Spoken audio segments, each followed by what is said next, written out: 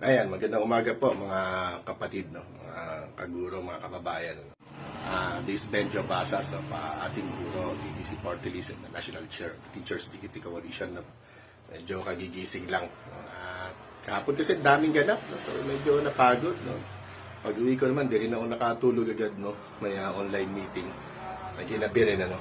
So, pasensya na, no? Kasi medyo nasira yung cellphone ko, nasundan po ninyo. Kaya medyo nahirapan po ngayon sa communication. Hopefully mamaya ay meron na tayong ibang cellphone. No? Hindi ko sinabing bago. No? So, hindi ako nakapag-live. No?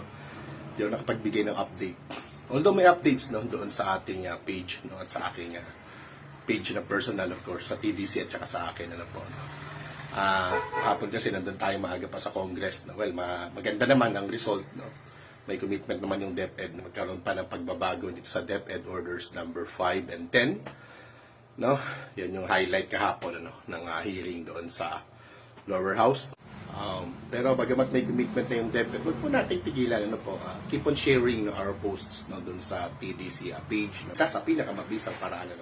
Para po ma-inform natin, ma-educate natin yung ating mga kapatid na guro. Salamat po.